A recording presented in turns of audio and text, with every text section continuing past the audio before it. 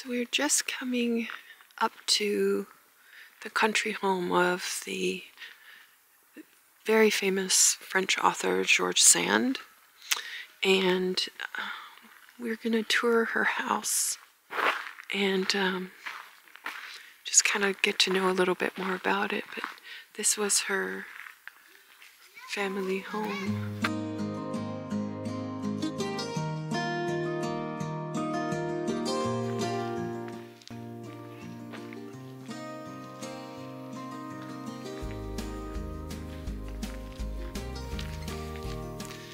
The scale of this place is tiny.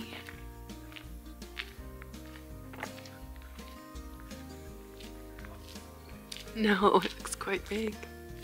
She was raised by her grandmother, and this was her grandmother's home. And she turned it into like an artist retreat and even a political refuge of sorts for revolutionaries of the day.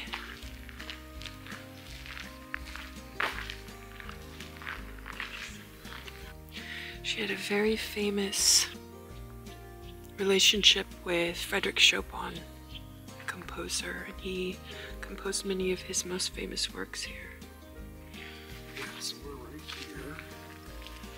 There's the gate and the house and the gardens, the cemetery, the chapel.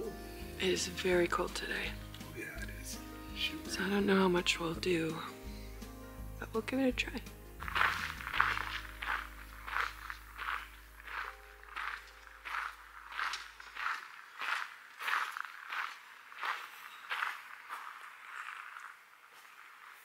This is the bookstore, I believe. It's all decked for Christmas, so pretty.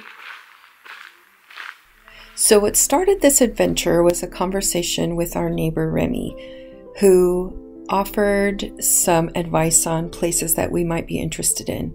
And one of the most important influential figures of the 1800s was the writer George Sand, and Remy recommended that we go see her house, which is just about an hour from where we live in St. Pardoux. So I didn't want to go without knowing more about her, so I took it upon myself to read a biography about her sort of last love that gave a huge overview of her life. And I'm starting to read some of her stories in French, which goes very slowly. But I really wanted to know more about her and her family. She was a real sort of fashion icon. She dressed like a man and smoked cigars and lived her life in a free and academic way. So it's super interesting to know more about the artist that is George Sand.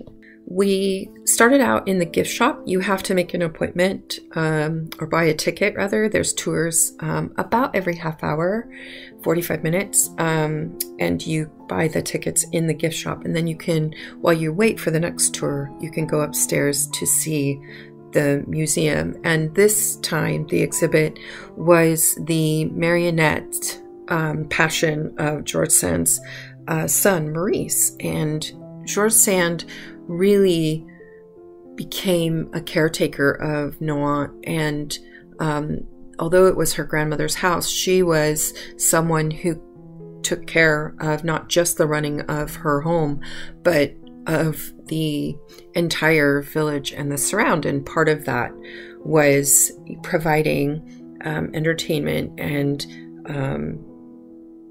kind of organizing these gatherings of her contemporaries, which they were illustrious authors and playwrights and artists of that time around the mid-1800s. And her son came to Nohant, and he was truly passionate about marionettes, and then later on became passionate about the theater. And since George was also a playwright, you'll see a little bit later the actual theater that welcomed people into this tiny village in the middle of the French countryside. So I had a really great time just looking at all of the really ornate marionettes and the ornate theater for them that her son had put together. And he was actually responsible. Maurice brought Alexander Manceau to Nohant as his friend, and Manceau and George Sand fell in love and were together for 15 years at basically the end of Manceau's life. So Maurice brought him there. He was an engraver and an artist, and he eventually became a writer and playwright during his time with George Sand as well. As you can see, this tour began in the kitchen of George Sand, and it was totally crowded. The tour was totally crowded for such a cold and just shivery weekday, which was really surprising. You can kind of tell how important she was based on how many people still come to see her home.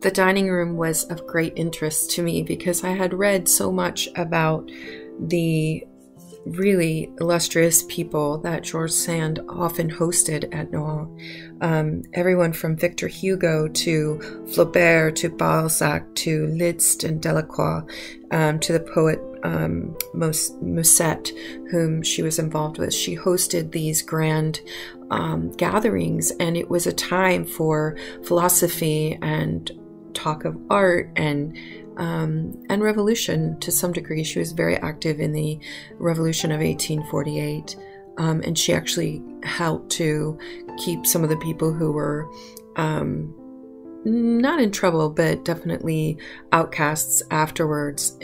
She kept them and helped them at Nohant as well.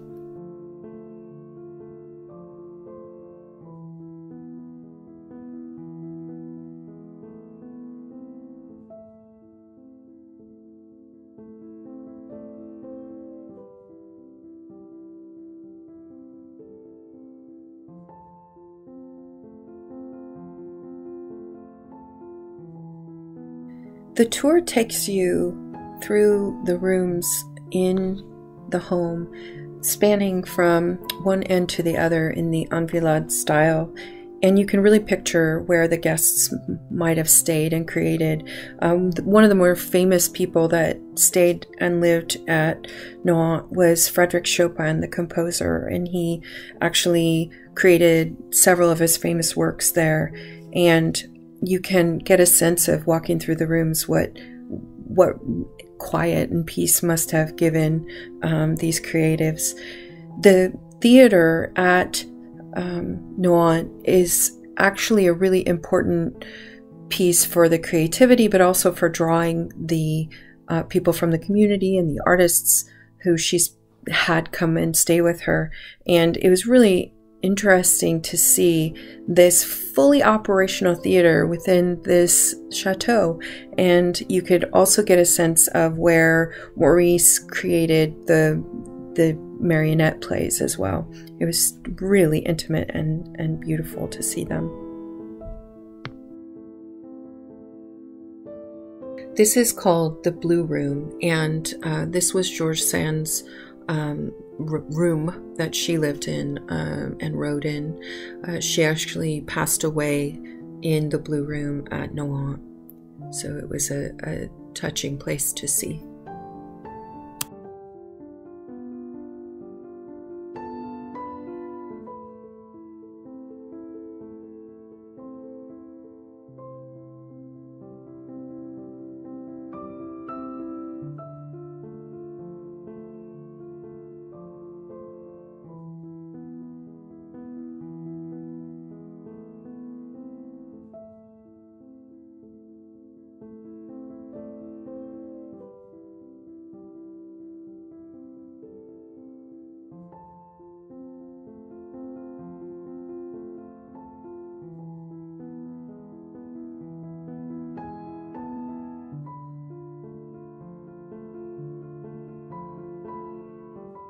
You could really sense a difference in style in this part of George Sand's house. This was where her granddaughter lived, and it really has a mid-century feel to it. It definitely was very different from the rest of the home, but you could get a sense of this was someone in George Sand's family who had lived there and honored her grandma's legacy. So it was interesting to see the difference.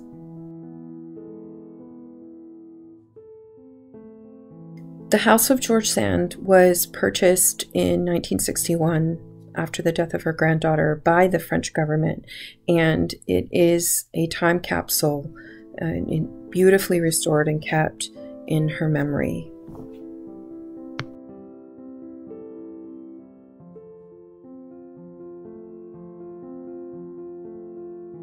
So that was our tour of George Sand's house, and it was such a joy to go there and see what I had pictured as I read her biography and her stories. It was an ode to the quiet country life. She definitely split her time between Paris and Nohant, but to see that place where so many famous artists had come for respite and to create was absolutely astounding and such a privilege.